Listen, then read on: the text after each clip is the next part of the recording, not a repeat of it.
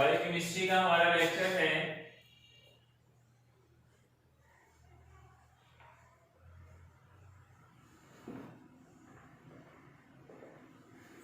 और बायोकेमिस्ट्री के लेक्चर में आप पढ़ रहे थे अमाइनो एसिड्स। क्या पढ़ रहे थे भाई? अमाइनो एसिड्स के बारे में पढ़ रहे थे। प्रोटीन्स आपने पढ़ ली थी, स्टैंडर्ड अमाइनो एसिड पढ़े थे। आज आपने फंक्शंस ऑफ अमाइनो एसिड्स पढ़ने। क्या पढ़ने में? Function of amino acid.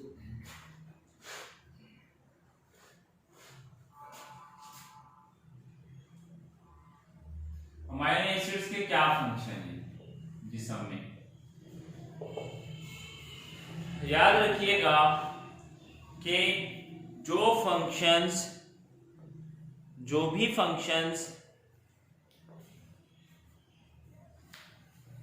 Functions आपके प्रोटीन्स के हैं वही फंक्शंस अमाइनो एसिड के होंगे। उसकी वजह यह है कि प्रोटीन दर हकीकत अमाइनो एसिड से ही तो बनी है, तो जो फंक्शन प्रोटीन का है वही फंक्शन अमाइनो एसिड का है, या नहीं है? सही बात है ना? तो अमाइनो एसिड प्रोटीन की इमारत की एक ईंट है। जो एक इमारत काम कर रही है दर हकीकत वो काम एक ईंट भी कर रही है। समझ आ गई बात? तो amino acids are the building blocks of protein. Amino acid जो हैं वो प्रोटीन की इमारत की ईंटें हैं, उनसे प्रोटीन की इमारत बनती है। सो ऑल द फंक्शंस, लिहाजा वो तमाम काम विच प्रोटीन परफॉर्म, जो प्रोटीन्स करती हैं, are the functions of amino acids, वो अमाइनो एसिड के ही फंक्शन हैं। वो कहते हैं दर हकीकत जो काम प्रोटीन्स करती हैं वो काम अमाइनो एसिड ही कर रहे होते हैं indirectly. Proteins are present in cytoplasm as well. वो कह रहे हैं कि जो प्रोटीन्स हैं वो आपके साइटोप्लाज्म में भी मौजूद होती हैं। अभी न्यूक्लियस बनाया था, उसका लिक्विड पार्ट बताया था, ये साइटोप्लाज्म है। और वो प्रोटीन भी बताई कि कैसे हैं। याद रखना, कुछ प्रोटीन जो साइटोप्लाज्म में डिसॉल्व हालत में हैं और कुछ प्रोटीन का स्ट्रक्चर्स बने हुए हैं, जैसे राइबोसोम्स प्रोटीन से बना हुआ है, न्यूक्लियस में प्रोटीन है। ठीक है, तो कह रहे हैं कि साइटोप्लाज्म में प्रोटीन्स मौजूद है। As in the cell membrane of the cell without exception. जैसे एज का मतलब जैसा कि cell membrane of the cell यानी कि सेल की प्लाज्मा मेम्ब्रेन में प्रोटीन पाई जाती है, इसी तरह साइटोप्लाज्म के अंदर भी प्रोटीन पाई जाती है। लिहाजा प्रोटीन आपकी बुनियाद है। सेल बुनियाद है तो प्रोटीन बुनियाद, और प्रोटीन की बुनियाद उसकी एक ईंट अमाइनो एसिड है। और आप अमाइनो एसिड का फंक्शन पढ़ रहे हैं। जहां जहां प्रोटीन है यानी कि अमाइनो एसिड है, यानी कि अमाइनो एसिड है। विदाउट एक्सेप्शंस से बंगाल, विदाउट एक्सेप्शंस, बगैर किसी चीज के, बगैर किसी चीज के मतलब किसी भी दुनिया के जानदार का सेल में ऐसा हो नहीं सकता कि उसकी सेल मेम्ब्रेन में, प्लाज्मा मेम्ब्रेन में प्रोटीन ना हो। क्लियर हो गया? सेकंड है beans, nuts, pulses contains 20% protein. Beans आपको पता है चुकंदर को कहते हैं, नट्स आपको पता है मूंगफली वगैरह गिरी वाले बीजों को कहते हैं, पल्सेस आपको पता है दालों को कहते हैं, और वो कह रहे हैं कि इनके अंदर 20% प्रोटीन है। जब 20% प्रोटीन है दर हकीकत ये 20% अमाइनो एसिड ही है। प्रोटीन अमाइनो एसिड से बनी है। नेक्स्ट क्या है? तीसरे नंबर का इसका function, besides forming structural elements of the body, besides इसके अलावा के फॉर्मिंग ये बनाता है स्ट्रक्चरल एलिमेंट, हमारे जिस्म का एक स्ट्रक्चरल ढांचे वाला एलिमेंट है, यानी हमारे जिस्म को प्रोटीन स्ट्रक्चर दे रही है। इसके अलावा इसका क्या काम है? And important food constituent as well, ये हमारे जिस्म में एक अहम खुराक का जुज भी है। फूड कॉन्स्टिट्यूएंट खुराक का जुज, खुराक का जुज भी है। ना सिर्फ ये हमारे जिस्म का स्ट्रक्चर बनाती है प्रोटीन, बल्कि हमारी खुराक का हिस्सा भी है, जुज भी है। They are also present in daily use articles such as silk, leather and wool. वो कह रहे हैं कि ये प्रोटीन्स जो हैं यानी कि amino acid indirectly are also present ये मौजूद होते हैं इन डेली यूज आर्टिकल, हमारे रोजमर्रा के इस्तेमाल होने वाले अशिया में। हमारी रोजमर्रा की जो अशिया इस्तेमाल होती हैं ये उनमें भी पाए जाते हैं। फॉर एग्जाम्पल वो बता रहा है, मिसाल के तौर पर क्या है भाई, सिल्क रेशम, लेदर चमड़ा, वूल ऊन, जानवरों के बाल से जो बनता है। अ ग्रुप ऑफ सब्सटेंसेस, कुछ केमिकल सब्सटेंसेस का एक ग्रुप है। पेज नंबर है मियां मेरे पास, क्या पेज है भाई, 27। A group of substances, chemical substance का एक ग्रुप जिसको हम एंजाइम कहते हैं, which are biocatalyst of the body, जो हमारे जिस्म का बायोकैटालिस्ट हैं, और मेनली प्रोटीन इन नेचर, वो भी प्रोटीन के बने। ये सब बातें आपको बता दी, पढ़ा दी, एंजाइम भी पढ़ लिए, आपको पता लग गया कि ये भी किसके बने हुए हैं, प्रोटीन के। उसके अलावा क्या है भाई, hormonal effect.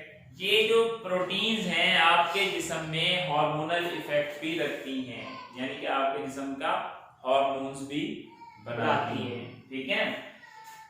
Many of hormones, बहुत से hormones which regulate the chemical and other processes, जो आपके जिस्म के मुख्तलिफ केमिकल और दूसरे प्रोसेस का सरंजाम देती हैं, are also protein in nature, वो भी प्रोटीन के बने हुए हैं। They play as important role। इसके अलावा ये सब बातें आगे आप प्रोटीन के फंक्शन में आपने पढ़ी थी, वही बातें रिपीट हो रही हैं। They play an important role, ये एक अहम किरदार अदा करते हैं। कैसे किरदार अदा करते हैं, हार्मोन बायोसिंथेसिस, यानी आपके जिस्म में हार्मोन्स को पैदा करते हैं, और क्या करते हैं भाई, नाइट्रोजन मेटाबॉलिज्म, नाइट्रोजन को हजम करवाते हैं। Tolerance of certain environmental stresses, आपके जिस्म पर मौजूद माहौल के असरात, स्ट्रेस कहते हैं माहौलियाती असरात। माहौलियाती असरात जरूरी नहीं है कि सर्दी और गर्मी का असर हो, माहौलियाती असरात में आपका सोशल बिहेवियर भी है। किसी ने, उसके अब्बा ने उसको डांट दिया, टीचर ने डांट पिला दी, कोई इनाम मिल गया, तो ये स्ट्रेसेस और खुशी के जो लम्हात होते हैं ये सब एनवायरमेंटल हैं। तो इनमें भी आपको कूल एंड काम रखने के लिए प्रोटीन या आपके अमीनो एसिड्स जरूरी है। फॉर एग्जांपल, मिसाल के तौर पर proline stores under salt stress condition in plant, वो पौधों की एक मिसाल दे रहा है कि साल्ट स्ट्रेस कंडीशन, अगर पौधों में नमकियात की ज्यादती हो जाए, क्या हो जाए भाई, ज्यादती हो जाए, जमीन में नमकियात हो, खार क्या कहते हैं उसको, सेम थोर वाली जमीन हो, कलर वाली जमीन हो, तो उसमें क्या होता है, फिर प्रोलीन एक अमीनो एसिड है जिसको पौधे कसरत से बनाते हैं, उसको स्टोर करते हैं, और वो इस नमकियात को कवर करने में मदद देता है। तो साल्ट की स्ट्रेस कंडीशन में ये इस्तेमाल आ रहा है। अब देखो, आपने अमीनो एसिड पढ़ा, आज हम बता रहे हैं आपको न्यूक्लिक एसिड। मैंने आपको कई बार बता दिया कि nucleic acid is equal to amino acid. Nucleic acid amino acid का ही एक भाई है, अमीनो एसिड का ही भाई है, उसका फैमिली मेंबर है, लेकिन फर्क सिर्फ इतना है, ये सिर्फ न्यूक्लियस के अंदर है, इससे बाहर नहीं होता, ये सिर्फ न्यूक्लियस के अंदर है। तो इसके मकाम की मौजूदगी की वजह से इस अमीनो एसिड को न्यूक्लिक एसिड कह दिया, और न्यूक्लिक एसिड से बनने वाली प्रोटीन को न्यूक्लिक प्रोटीन कहा। अमीनो एसिड से जो प्रोटीन बनती है उसको हम सिंपल प्रोटीन कह रहे थे, सादा प्रोटीन कह रहे थे, लेकिन न्यूक्लिक एसिड से जो प्रोटीन बनती है उसको क्या कह रहे हैं, न्यूक्लिक प्रोटीन। बात समझ में आ रही है? न्यूक्लिक एसिड्स मोस्टली दो किस्म के, कितनी किस्म के हैं भाई, दो, DNA एंड RNA। N का मतलब क्या है भाई, न्यूक्लियस, और A का मतलब acid, nucleic acid, Na nucleic acid. दरअसल ये क्या है, D का मतलब क्या है, deoxy, oxy ribonucleic acid, ribonucleic acid. और आरएनए क्या है? Ribonucleic acid. राइबोन्यूक्लिक एसिड में सिर्फ ऑक्सीजन का एक मॉलिक्यूल निकलने से आरएनए डीएनए बन जाता है। ठीक है, तो इसको हम डिटेल से तो आज मतलब मुकम्मल नहीं कर पाएंगे, नेक्स्ट इंशाल्लाह कंटिन्यू करेंगे। इसका मैं आपको थोड़ा सा इंट्रोडक्शन दे देता हूं कि न्यूक्लिक एसिड्स क्या हैं।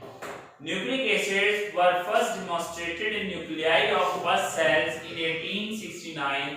वो कहने के जो न्यूक्लिक एसिड्स हैं वो फर्स्ट पहली बार डेमोंस्ट्रेटेड, उनका पता लगाया गया in the nucleus of the cell, first cell, पीप वाले सेल में। पीप जिस सेल में पस कहते हैं पीप को, किसी सेल में पीप मवाद रेशा पड़ रहा हो, उस पीप के सेल से पहली बार न्यूक्लियस का पता लगाया गया। न्यूक्लियस का पता लगाया गया। जब न्यूक्लियस का पता लगाया गया तो उसमें देखा गया कि इसमें न्यूक्लिक एसिड है, इसमें एक अमीनो एसिड है जो कि खास न्यूक्लियस के अंदर है, बाहर कहीं नहीं मिला, इसलिए उसका नाम न्यूक्लिक एसिड रख दिया। इन 1869 1869 में and in spermhead in 1872 by a Swedish doctor Frederick Mischer and named as nucleon। वो कह रहे हैं कि 1862-69 में 69 में स्पर्स यानी पीप के सेल से न्यूक्लिक एसिड निकला, और 1872 में मेल के स्पर्म्स के हेड से, मेल के जो स्पर्म्स होते हैं उसका ये जो हेड होता है, जो मेल के जिनसी स्पर्म्स हैं, जिनसी जरसूमे हैं, उसके हेड के न्यूक्लियस के अंदर से भी न्यूक्लिक एसिड को निकाला गया, और यही न्यूक्लिक एसिड जो है उसकी विरासत को लेकर आगे जा रहे होते हैं। स्वीडिश डॉक्टर फ्रेडरिक मिशर ने डिस्कवर किए थे और इनका नाम दिया न्यूक्लियन। क्या नाम दिया? Nucleon. Nucleic acid are present in every living cell as well as in viruses and have been found to be essential substance of the gene and the apparatus by which the genes act। वो कह रहे हैं कि nucleic acids are present, वो मौजूद हैं in every living cell, हर cell के अंदर, हर जिंदा सेल के अंदर न्यूक्लिक एसिड्स मौजूद हैं। क्यों मौजूद हैं? कि हर सेल में न्यूक्लियस है, न्यूक्लियस में न्यूक्लिक एसिड है।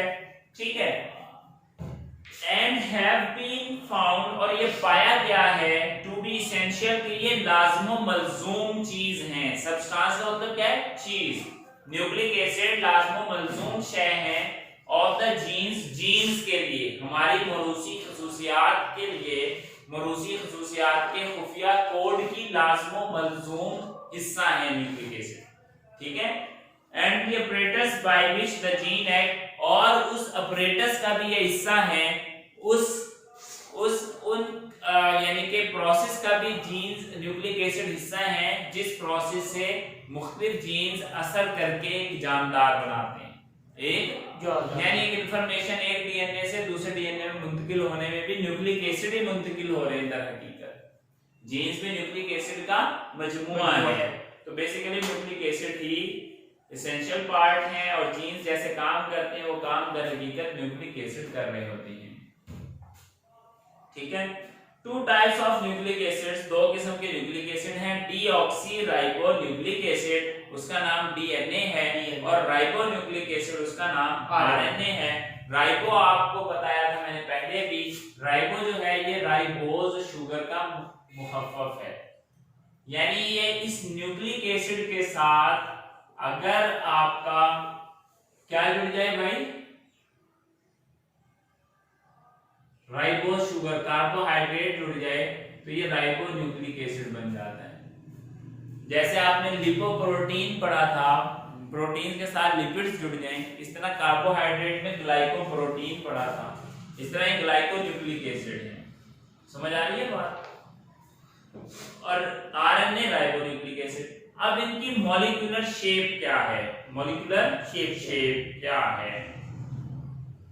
याद रखिएगा, डीएनए और आरएनए में एक डिफरेंस आता है, फर्क, डीएनए और आरएनए में फर्क आता है, जो कि यहाँ पहले कैरेक्टरिस्टिक्स और आरएनए डीएनए तो वो आएंगी।